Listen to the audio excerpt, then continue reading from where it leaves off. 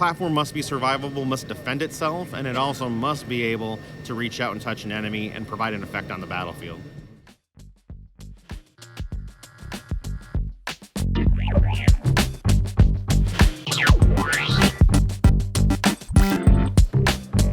Welcome to the Weekly Defence Podcast, the show about defence procurement and military technology.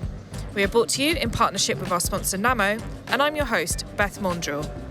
On the show this week, we speak to Raytheon about the development of its naval strike missile. And on the floor here at AUSA in Washington, D.C., we speak to L3Harris about the Coaxial compound helicopter it is developing in partnership with AVX. And our sponsor Nsammo provides this week's Industry Voice segment. But first, our weekly news roundup here from AUSA in Washington, D.C., and I'm joined by Tim Martin. Hi, Beth. So, Tim, let's go through what we've learnt this week on the show floor at AUSA, kicking off with the aviation side of things, all things US Army aviation. And I think you wrote a few stories on FARA, the Future Attack Reconnaissance Aircraft. So, what's the scoop? What's going on there? I did. As we all know how much I'm interested in FARA, of course, perfect setting to kind of speak to industry about what's happening and how their plans are progressing. I suppose one of the biggest news stories was, in effect, a non-news story, you might deem it, insofar as Boeing are sticking to being silent and keeping their proposal secret. Yeah. So they said that the basis for doing so is because that they don't want to give up any commercially sensitive information, design specifications, the technology that they're using. Yeah, so we talked about this a couple of weeks ago, didn't we? You kind of said that you expected them to stick to this vow of silence, as you've kind of referred to it in your story. But why are they saying it's commercially sensitive when we know a lot of the other potential competitors of this program have released details of what they would potentially offer up to the US Army? That's right. The main basis for that is that there's the potential that the other competitors, I have to be careful what I say here, but it was suggested that there's departments within other companies that are responsible for looking at competitors' technology, and if that got into the wrong hands, there could be a very big issue here for Boeing in terms of their prospects or for success.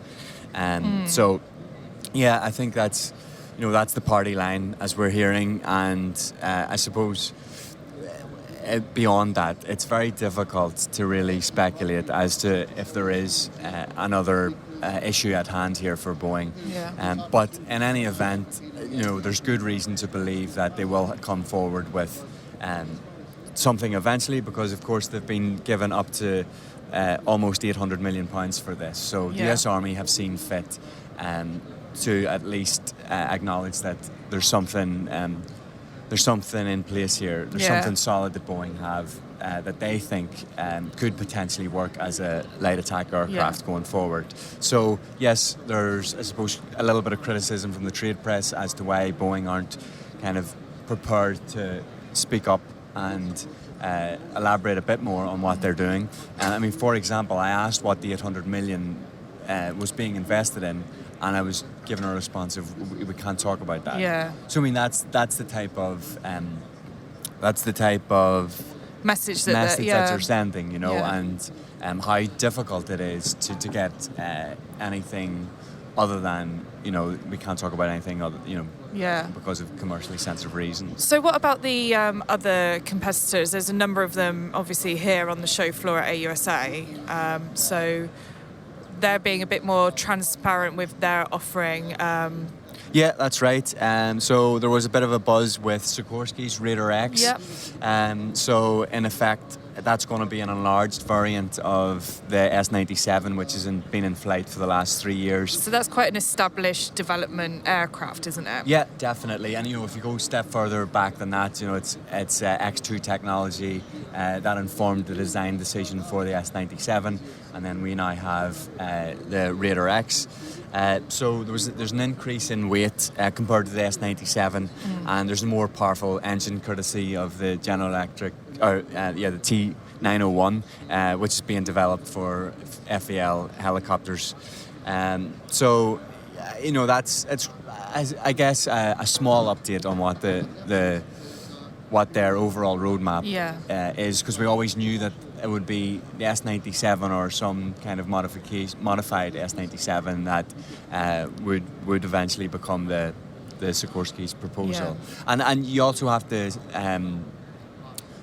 now accept that really they are the leading contenders for this, because of the technology maturation that they've had, and because the other competitors, yes, there are mock-up displays here, but in effect this is just blueprints that they're handing the US Army and saying, we can do this. But they haven't put anything in the air like Sikorsky have for the last 3.5 years.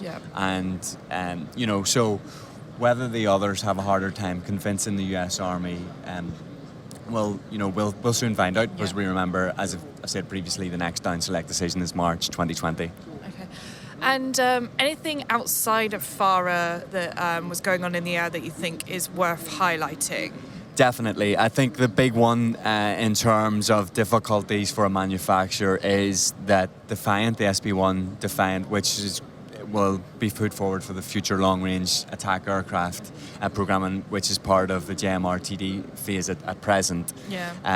That has been delayed by up to 2 months.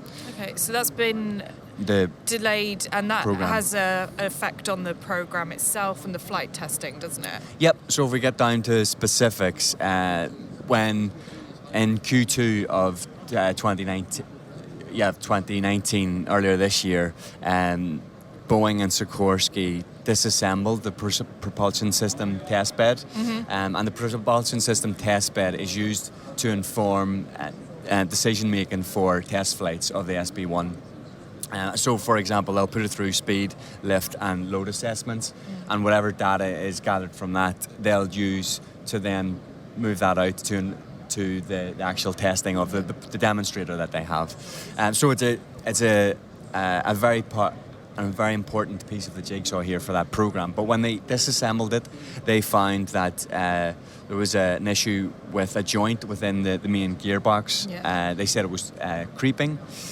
So in effect, they had to make sure that, as a precautionary measure, to make sure that that situation didn't become worse, that they had to modify the joint, and they've since done that, and they've flown the modified joint within the main gearbox on a flight on September 24th. But that's just put the testing phase just back 2 months, and from a wider perspective, if we want to get into what real impact this has had on the test flight schedule, by the end of 2019 there was a target set in place by Sikorsky and Boeing to reach 115 flight hours. They explained that they had 4 flights of duration no more than 3 hours. So that's over 100 hours less than what was expected. So, this is quite significant, and despite the fact that, the representatives from Boeing and Sikorsky were at pains to kind of downplay the significance of this. Well, thanks for that, Tim. I'm going to take a look at some of the ground combat stuff here on the show floor and not on the show floor. So, as mentioned in last week's podcast, the news of the moment is that Rheinmetall was disqualified from the US Army's Optionally Manned Fighting Vehicle program, which has moved into a source selection phase. So I've been talking to people up and down the show halls about this.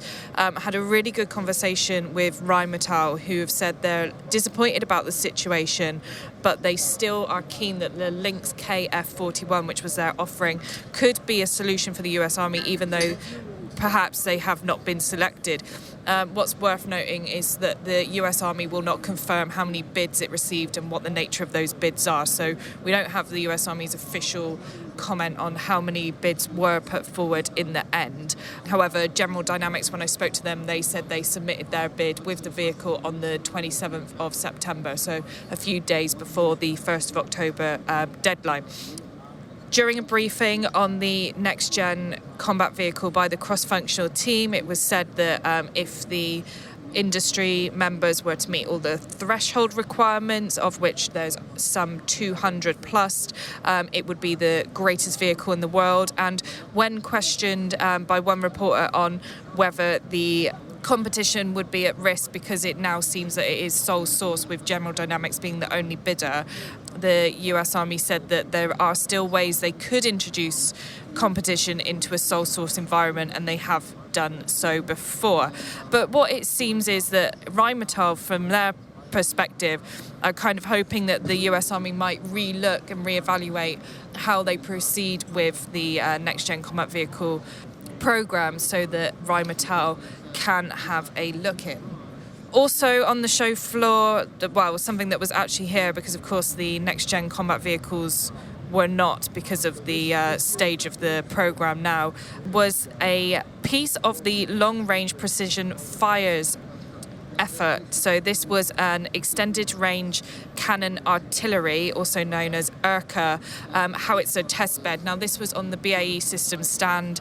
It's based on a A109A7 howitzer, and what they've basically done is they've put one of these new ERCA cannons, which will see the howitzers placed with a 58 caliber 30-foot long gun barrel.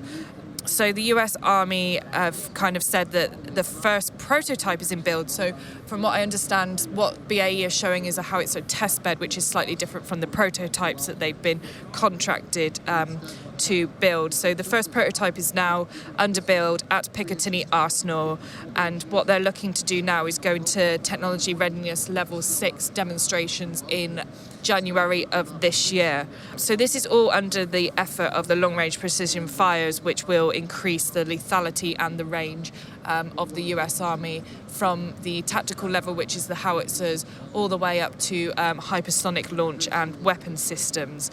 So that's quite an interesting one. And just finally, you can't walk around AUSA this week without seeing a Striker with some kind of kit on it.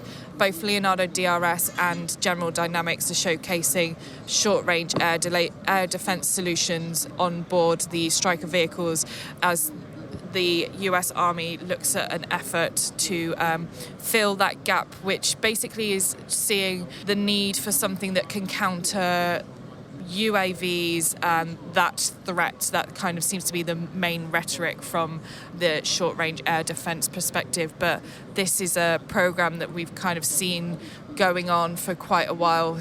SHORAD, over the last number of years at AUSA, different companies have brought different short-range air defence solutions. So it'll be interesting to see what the next step from the US Army is regarding these solutions.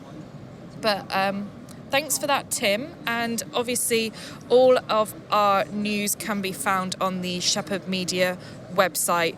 Links to the news stories that we have mentioned will be included in the show notes. But coming up on the podcast, we hear from Randy Kempton, Raytheon's Naval Strike Missiles Programme Director, and the prospects for that weapon system. But first, Tim speaks to Luke Savoy, the President of Aviation Services for L3Harris, about its proposal for the US Army's future attack reconnaissance aircraft.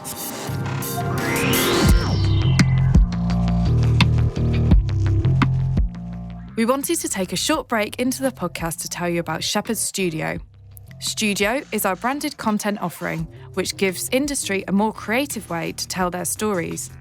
Shephard Studio works closely with companies and event organisers in the aerospace and defence industry to provide bespoke, co-branded solutions, whether it is supporting a particular campaign, content surrounding a major trade show, or bringing Studio on board to more effectively tell a company's story.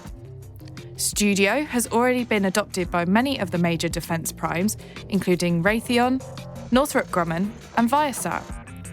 If you're interested in learning more about Studio projects and how they could benefit your company, please visit us at www.shephard.studio.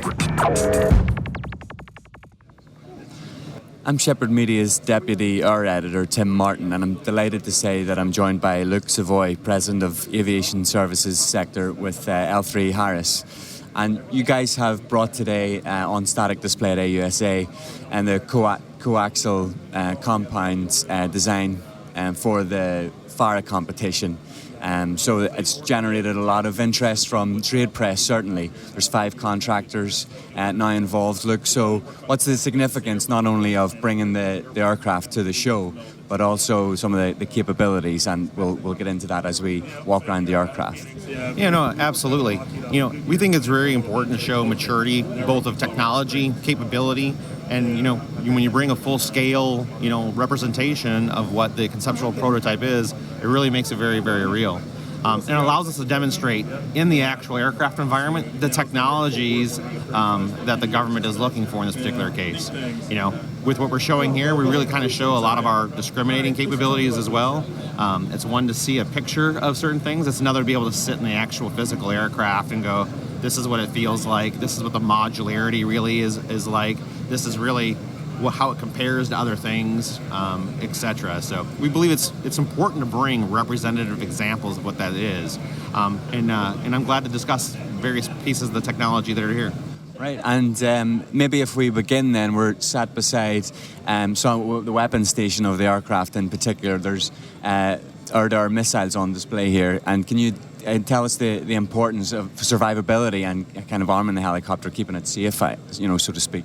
Yeah, so one of the A's in FARA is obviously all about attack. In this particular case, really it's demonstrating we have a modular center bay to the entire platform.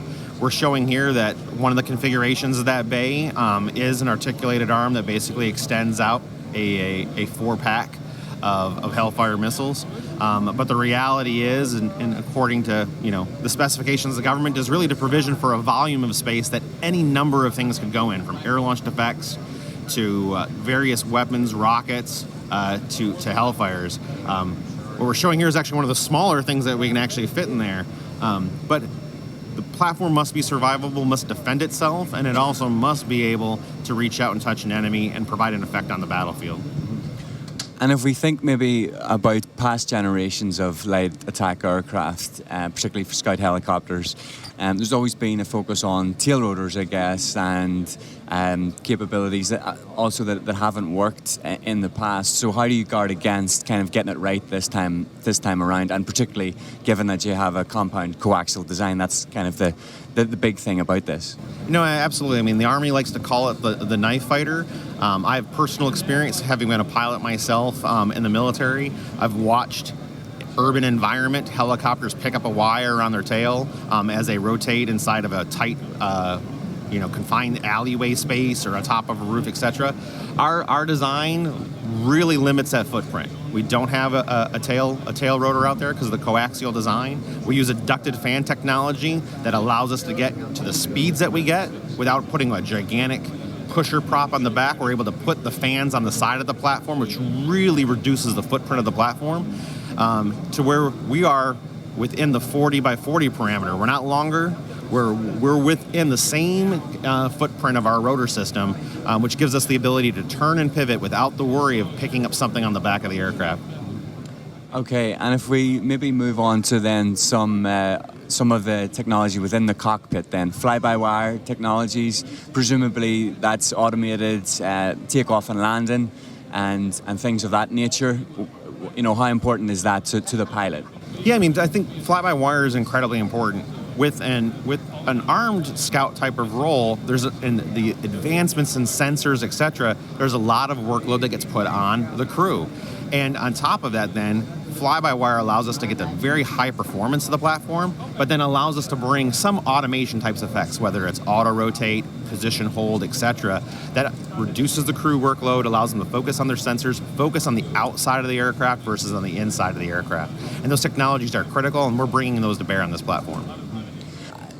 A view that the Army has held for some time, that they want to see all of those from industry mature technologies at a rapid pace. Does that also bring a little bit of pressure on the industry side? Or are you kind of happy with the timeline from the Army and their overall plans, given that they want this fielded fairly quickly? I think the timeline is just fine. There's obviously pressure whenever you're doing a clean sheet design type of platform, regardless of timeline. But in this particular case, I think there's a lot of maturity in industry, in the vendor side, especially when it comes to fly-by-wire systems, having both in fixed wing and in rotary wing. And I think that puts good pressure on the competition and puts us out, holds us all to deliver. But I think it's very doable in the timeline. Mm-hmm. And if we maybe kind of look at the comparisons again, maybe with older procurements that haven't worked out so well, particularly with the Comanche, for example, and what happened there. How can you provide the Army with confidence that they're going to invest so much money in a platform and be sure that they're getting the good value for money and that it fits everything that you say it does effectively? So I think engineering processes are so much different, both on the government side and on our side. And I think the Army really looked at modeling what they wanted to generate the requirements at the outset, and that resulted in how they flowed requirements down to us for what the conceptual prototype should do. And I think they also focused on prototype phase and then an EMD phase, and then doing down selects along the way to ensure they chose maturing technologies, continue to refine the requirement that the OTA allows them to do so, and that allows them to keep, I use football analogies, move the chains forward. That allows them to keep moving the ball down the field, and while maturing parallel technologies, and then allowing those of us who remain in the competition to integrate and respond to those things in the maturity of our platforms, which is different than Comanche, where it was a down select to one, all on paper, and then that led to a very protracted EMD effort that then led to cost overruns, etc. So I think they've just done their homework so much better ahead of time. Okay, and maybe if we look a bit to the future, the Army have been demonstrating activities with ALE or air-launched effects. Now they say that will help them work out, how to gain an edge over adversaries. Now it's not a formal requirement, as I understand it, for the FARA program, but are you guys kind of anticipating that you'll need to have those types of capabilities or work through some of them prior to the design and build phase, or post down select for the final design and build stage? Oh no, absolutely. The great thing about L3Harris in terms of our teaming here with AVX is, one, our mission system side is very, very broad, and we have a lot of experience both in MUM-T, where we were doing collaborative targeting with Shadow UAS and Apache, to other aspects of our unmanned business that deal with this, to our SOCOM businesses that did tactical offboard sensing, which was air-launched effects like the Coyote, where we were interacting and controlling those things from gunships, etc. So we've incorporated that into the mission backbone to be able to provision and do that, and the modeling of how the sensors and those things interact with the system is stuff we've done at the outset of the design of the platform. Mm-hmm. I mean, there's been some small criticism of the Future Vertical Lift program as a whole, and there's in some quarters there's a perception that it doesn't matter how you improve the range and capabilities of the aircraft. There's going to be some vulnerabilities when it comes to short-range air defence. Do you think that's a fair critique, or will it be up for the Army to kind of work out multi-domain management of the battlefield to kind of combat those issues? I think the Army as an enterprise has a pretty good grasp on what they're doing, how to mitigate the threats that they're going after, the missions they're trying to accomplish, and our job is to provide the capability that slots into that. Okay. And so as we push forward then, and we look to the 2020 timeframe, is there anything in particular that you guys need to work on between now and then, or what will be the process before the Army kind of makes their next decision, big decision? So, I mean, obviously we're in phase one. We continue to mature all the technologies. Our partners at AVX continue to mature the rotor design, transmission, the analysis and analytics that are behind the performance justification, the performance aspects of what we think what we know the platform will do. And then on the L3Harris side, it continues to be the maturity and the demonstration of the modularity aspects. How do you prove modularity? We've stand up a systems integration lab, in the vicinity of where Army's Futures is. We're doing interactions and sprints with our customers to get constant feedback on how that modularity is proven out. And it'll be not only just maturing those things on artifacts on paper, but proving it through various subcomponent testing, et cetera, to continue to mature the entirety of the design. Okay, and you need to work on at this time supply chain and looking at long lead items and those types of things. Even though we're in a state here, or the current phase is nothing is built effectively, but you have to anticipate that potentially that could happen fairly quickly. Yes, I mean, we don't look at this program as two stages. We do in terms of how the decision points are made, but we run this program, how we schedule, how we look at supply chain, how we look at our critical path. We look at it as one singular program that terminates with delivering an aircraft for flight trials to the government. And if you had to mention one or two items that you think that the decision for the Army will come down to, whether it's affordability, capabilities, maintenance, those types of big issues that have always kind of regularly been spoken of, which would you kind of pinpoint? So, I mean, I think the three areas that they're looking at there really is platform performance. They want it to go fast, and they want it to go far. And there is the affordability piece, and it's not only just the flyaway cost, it is the per hour operating cost of the platform, which is going to be huge, which is why we're using things like the ITEP motor, which they dictate, but they're looking for those operational efficiencies. And then the third one is the modularity. We're out here to fly a platform in the conceptual prototype phase. They're relying on that modularity to be proven so that when you get into EMD, it's much shorter and much lower risk to integrate finally all the sensors and everything onto the platform. Okay, look, thanks so much for your time. Really appreciate it. No problem. I appreciate it.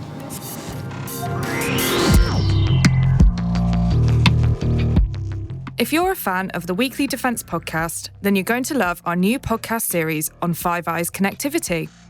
Over the course of 3 episodes, we look at the changing face of modern warfare, looking into 3 key technology areas: satellite communications, line-of-sight data links, and cybersecurity. And we find out about the vulnerabilities facing military connectivity, hearing how full access to the electromagnetic spectrum can no longer be taken for granted. Sponsored by Viasat, the Five Eyes Connectivity podcast also looks at how the private sector is stepping in to help militaries develop these technology areas further. Our new podcast special series is available now, so just search for Five Eyes Connectivity wherever you get your podcasts or head to the Shephard Media website. So I'm here with Randy Kempton, who's the Program Director for the Naval Strike Missile. This is a long-range anti-ship and land attack missile. Randy, just to start with, perhaps you can just give us a brief overview of the Naval Strike Missile itself. Sure. Naval Strike Missile is a 5th-generation anti-ship missile. It was designed and developed by the Norwegian firm Kongsberg. Raytheon and Kongsberg partnered to bring this missile into navies across the world. We were recently awarded, I say recently, in May of 2018, a contract with the U.S. Navy to bring Naval Strike Missile into the U.S. inventory. And then tell us about the US program. I understand it was recently deployed on one of the new LCS ships. Yeah, so just short 15 months after contract award, the USS Gabriel Gifford LCS-10 deployed. In that time frame, we integrated NSM onto the ship. We trained the crew, we certified the crew, all in a very, very short amount of time. This is something that is not a one-off. It's something that we could replicate across world navies who have the same type of requirement. And just to talk about the sort of weapon itself, what are some of the capabilities of this missile? What make it unique, and how is this sort of a step up in terms of that anti-ship sort of land attack, capability? Yeah, so this missile brings a lot of high capabilities to the fight. Going against a ship is really hard. First of all, it's completely passive. It has an infrared seeker. It doesn't transmit any type of data as it's coming in to attack the ship. It also has a wide field of view, which means it doesn't need a data link. And at the very end game, it's highly evasive. It does some high G maneuvers to out-maneuver some of the ship counter defenses. On top of being an anti-ship missile, it's also a land attack missile. It has some features on it, such as the laser altimeter, to allow it to do some terrain following, terrain mapping, and again, to defeat some of those high-end land targets. So in terms of coming up against an adversary that might have quite sophisticated sort of electronic warfare countermeasures, this is designed to sort of offset those by the fact that it hasn't got those active sort of communication links. Exactly. It's completely passive, IR sensor. It's purely listening. It also flies close to the surface. When you're trying to attack a ship, being able to sea-skim, we call it, gives you an advantage in terms of hitting a ship. And I'm just reading here, it's got a range of, is that more than 100 nautical miles? Yeah. I mean, you guys obviously, I guess you don't provide sort of too much detail about those sort of figures, but you've obviously qualified it to out to that sort of range. Yeah, so, our public release is greater than 100 nautical miles. And in terms of sort of wider opportunities, I guess the Royal Navy's got a requirement for a similar weapon potentially. Are you guys looking at that?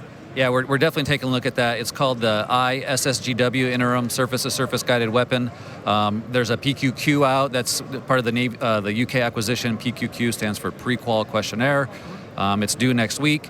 NSM fits a lot of the requirements that they put out on the street. Some of those are land attack capability, terrain following. They also have a very short integration window, which, as we talked about just a few moments ago, integrating on the Gabriel Gifford within 15 months, it's a highly attractive, very good solution for what the Royal Navy is looking for. Sure. And what about other sort of wider international opportunities? I mean, is this sort of a part of the market that's seeing growth? I mean, is this sort of anti-ship requirements trending across sort of international navies? Yeah, I probably won't talk to any country specific, but there's a lot of anti-ship missiles out there that are aging. They're coming upon their end of service life that some of the navies haven't done anything with until at the very, very end, and that's a very big opportunity for us. It's a huge opportunity across the world. The other thing I didn't mention earlier in the U.S., the U.S. actually put us under contract from the U.S. Marine Corps to integrate into their coastal defense. The U.S. State Department also approved NSM to be helo launched for an international customer via foreign military sale. So there's a lot of market opportunities beyond just ship launched. So did you say that it would be helicopter launched? Yeah, so the State Department approved for NSM to be helicopter launched for an international customer. So, I mean, seems like quite a big weapon to be fired off a helicopter. What kind of work have you guys done in terms of qualifying it for that? So it's a new mission for this weapon, but what I can tell you is that, Kongsberg has done many, many years with the Penguin. That's a helicopter-launched missile. So they have a lot of experience with helicopter-launched missiles. And just in terms of that US Marine Corps requirement, I mean, can you give us some sort of more details on sort of what that program involves? Yeah, unfortunately, I can't give you a whole lot of details on that other than saying that it's, integrating into their force structure. One of the things I think I'll say is that, Poland has procured NSM for a coastal defense battery already, and it's in service. So you've got the work that you did with Poland to leverage off in terms of any integration work or qualification for the U.S. Marine Corps. Exactly. And, that was what, Kongsberg had worked with Poland on that, but absolutely, there's a lot of groundwork laid there, a high TRL, MRL type solution for coastal defense. I mean, this is when we talk about a lot of the commanders over the last few days have been talking about the sort of high intensity, sort of near-peer, peer-on-peer kind of threat. I mean, obviously this sort of capability ties right in with that. Just as a sort of general sort of thought, where do you sort of see this area trending? What kind of capabilities do you think navies would be looking at sort of 5, 10, 15 years down the road? That's a hard one to answer. And I don't know that I have a specific answer other than what I would say is that although, this is very highly effective today, and I think this weapon will be in the future, we do have a growth roadmap and some capabilities to spiral any type of capabilities in order to evolve with the threat. So the Naval Strike Missile itself, I mean, it's the product it is today. It could be a very different product in sort of 15, 20 years for those navies that are looking at a long-term, sort of capability or long-term roadmap. Yeah, as the threat evolves, we'll definitely evolve the missile to parallel that. But as we stand today, I mean, the missile's highly effective. And I think it'll be effective for many years to come. So, Randy, just to touch briefly on your partnership with Kongsberg, what's the background to that sort of partnership, and why did you choose to partner with another company in this manner? So Raytheon and Kongsberg, their partnership goes back over 50 years. I'm not sure if I said that earlier, so partnering with Kongsberg isn't new to us. When we looked at our missile portfolio, this filled a niche that we didn't have, a surface-launched or deck-launched anti-ship missile. And instead of investing a ton of money to try to get there or work with the customer to invest money. We saw it as a prime opportunity to partner with Kongsberg. I mean, besides the fact that it's highly capable, it filled the niche. In addition, there's a huge market out there in terms of the anti-ship missiles that are aging. So when you look at what Kongsberg has developed in terms of capability, our footprint in terms of the world and being a premier missile manufacturer, along with the opportunity out there, it was a prime opportunity for us. And just in terms of chasing any requirements, I mean, do you guys do that as a partnership, or is it a case by case in terms of which company takes the lead for the kind of marketing sort of sales efforts? Yeah, it's something we discuss quite often. It really boils down to what's best for that particular country. And so we have a lot of different ways to make offerings. For example, I didn't touch on this when we talked about the UK, but there's Raytheon US, there's Kongsberg, and we also have a landed company, Raytheon UK. So we're evaluating what makes the most sense for the UK MOD. Well, Randy, thanks for your time, and good luck with the future sales. Thank you.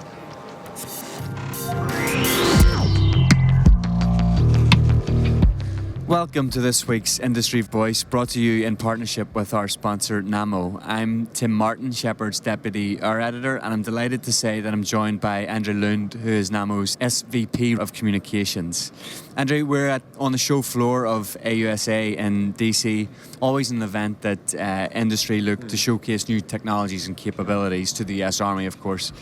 Have there been any big reveals that have caught your eye, or themes rather that you're interested in gathering more details or looking into a bit more?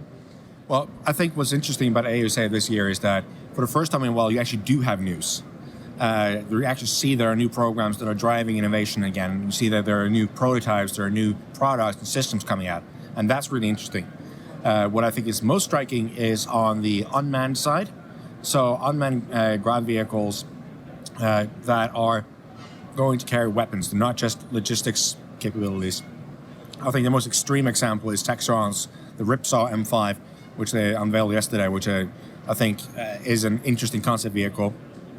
But what strikes me looking at it is that all these unmanned systems are still reliant on the same weapon systems and munitions as the traditional manned systems have been.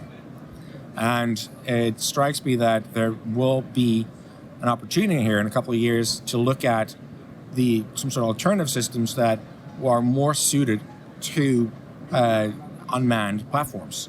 And of course, the good reasons why you will use the ones you have on manned systems, they're already qualified, they're in production, you have the supply chain in place, the unmanned system can share munitions and weapons and components with the weapons on the manned systems. But as these grow in volume, you have more and more of the unmanned ones, I start to wonder if there is a market there or an opportunity there to start looking at dedicated weapon systems meant for and designed for unmanned platforms.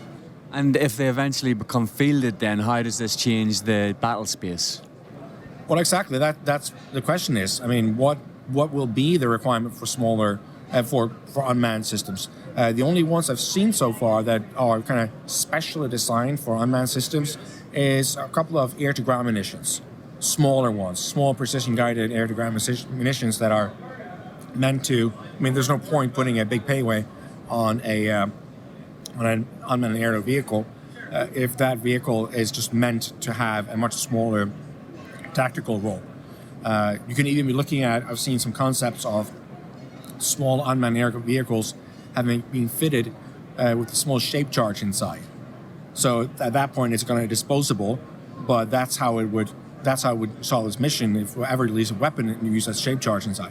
So there are concepts out there that could change it in terms of you could have lots of smaller weapons that are being used much closer thanks to unmanned systems that don't need that standoff range and could use the fact that the unmanned system is smaller to get closer, and hence, big driver for the size of armored vehicles, of course, is the volume of protected space you need to have. Okay, so do you think that the land manufacturers are going to be in closer partnership with, say, unmanned developers as we move forward, and you'll see greater synergies across industry, perhaps? I think you have to. I mean, look at the US Army. It's an optionally manned fighting vehicle they're looking at now. And I think that's a kind of step of the way there. But I think, as the Textron concept also shows, you could be looking at a whole range of dedicated designs built from the ground up to be an unmanned vehicle. And at that point, you have different constraints, you have different needs, and you have different possibilities you could be looking at. And at that point, does it really make sense anymore to use the exactly same weapon systems? Do you have a different role for that vehicle that means that you're looking at a different kind of weapon and munition that they can be delivering? And when do you think we could generally see the fielding of unmanned technologies on ground platforms rather than what we see at the moment where armies are moving out with feasibility studies and tech demonstrations? Rather than that, when will we actually see this, in terms of a time frame? That's very difficult to predict now. But I think it will be, the driver will be a little bit what happens on operations, as always. It's the operational requirements going to be the driver. And that, again, I think depends on if we see any conflict in the near future where we have advanced armies on both sides. So forces using advanced technologies on both sides of the conflict. They've been very asymmetric, the conflicts we've seen in recent years, and that's had a lot of consequences. But I think it means that there are certain technologies that haven't had the same pressure because you haven't had people on both sides being forced to use them. I think as soon as one, part of a conflict manages to use unmanned systems in a way that shows that it gives them a real tactical benefit, then that's going to change the picture. You've seen that during the last couple of years with how drones have really impacted during Afghanistan and Iraq. Not that these drones, UAVs have been around forever, at least for since years of Cold War, 70s and 80s. They weren't really reliable and they weren't used in that great numbers, but they were there. What changed then was technology changed, but also the operational requirement changed. And that also changed then the market for unmanned systems. And that's going to be the same thing here. As soon as we have a operation or conflict or a requirement that clearly shows that someone has gained a real tactical benefit using it, then that's going to change the industry as well. And then the timeline can also change. And if we move from the land domain to the air domain, there's been a lot of talk of drone swarms and how unmanned vehicles could help fighter jets going forward. Now, we're projecting maybe that to be 15, 20 years. But I suppose, is that kind of the ambition on the air side? And it's kind of mirrored now on the land side in terms of leveraging the capabilities of unmanned vehicles. Yeah, the idea of an unmanned wingman that can support you, that's been around in concept stage for years. I actually see Textron referring to their vehicle as kind of your future wingman. So that idea is spread into the land domain as well. I think at that point, it depends, of course, what the launch platform is. And I think it depends on are you looking for something to be have an offensive capability or to be a recon capability that you're sending out. So you're sending out forward a sensor or you're sending forward a weapon. And I think it all depends really on whether or not it makes sense from a cost and opportunity cost point of view of carrying that sort of extra vehicle, of having that with you. Because look at what the US Navy saw with the unmanned vehicle that they're launching now. It's going to be a tanker, basically, because they saw that it made more sense to use an unmanned system to free up a manned fighter for offensive operations, and hence that had a better effect on combat efficiency in the end than trying to use that unmanned system as some sort of a weapons delivery platform, because that's still too complex. I think that says a lot about it, that probably so far the main role of even an armed unmanned vehicle on the ground or in the air is going to be more like a support. So it will be to defend itself or to defend a certain perimeter or to do a limited number of jobs. I know they're looking at it for base defense in Europe. So with the introduction here, the F-35, a lot of countries are also looking at, okay, we have to strengthen security of our bases. We have fewer of them. There's a bigger risk here. There's a huge technological risk of something being stolen, or we get Reconnaissance, something coming in there. So looking at base defense in a very different way. And they're also looking at using an unmanned vehicle there. So it's more the support roles. It's the coming around and supporting the and freeing up assets to be used, the more high value assets that we have less and less of to be used in a different way. I think that's the immediate scenario, but of course it's about technology maturity and again the operational requirement. As soon as someone shows that it gives them an advantage, everyone else will have to follow. Okay, and how will Nsammo kind of feed into all of this in terms of what they offer, and specifically on missiles, I suppose, and what those newer capabilities and technologies that you have under the microscope at this point? Yeah, absolutely. I mean, it's something that we are looking at, and we have to understand what is the user looking for. Are they looking for? Do they just want to adapt existing systems and continue with that, and fit them to unmanned platforms, or do they want to go for that dedicated, custom-built capability that's going to help an unmanned vehicle? I mean, some of the stuff that we're looking at here, we're presenting here like polymer ammunition, which brings down the weight a lot, which will be of more benefit for an unmanned vehicle in the sense that, well, they can actually achieve that weight savings on a vehicle that a manned fighting vehicle has struggled with, because they still need that protected space for the crew. As soon as you don't need the protected space for the crew anymore, you start seeing weight savings. And at that point, it starts to make sense also to start saving weight on the ammunition, because then you're starting to want to maintain the mobility advantage that an unmanned vehicle has because of lower weight. So that could be a driver, for instance. So these are the things that we have to look at. We have to look at how we can use our existing systems with unmanned platforms, but also if there are new technologies coming in that we could be adapting or could have a different role or a different emphasis or importance in an unmanned world. Okay, and just to round off then, final impressions of the show, or anything that we haven't spoken of in detail that you think is worth mentioning? No, I think it's interesting, like I said, that there's a level of innovation back here. There is a level of collaboration as well. You see pretty much every big contract, everything is contested by a team of companies, and those teams quite frequently include international participation. So you have ourselves, we announced we're working with Boeing to look at a ramjet torpedo shell. So that's one example, but if you look across the board, most of these larger programs are being contested by teams of companies. Often they are also then one or several companies have international footprints of some sort. So you see that collaboration between companies and between countries, which I think is very valuable. And I just illustrates again the importance of that sort of international collaboration. Andre, it was great catching up with you, and very, very much thankful for your time. Thanks. Thank you. This episode of the Weekly Defence Podcast was brought to you in partnership with our sponsor Nsammo. As always, a big thanks to everyone who gave their time to be part of this week's episode. And for our listeners, make sure you like and subscribe, leave a review on iTunes, and tell a friend or colleague about the podcast. Until next week, thanks for listening.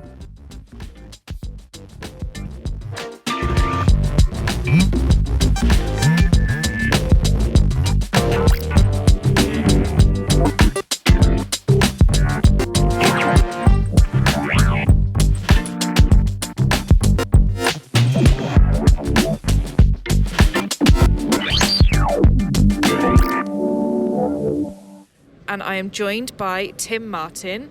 Hi, Beth. Hi, Beth.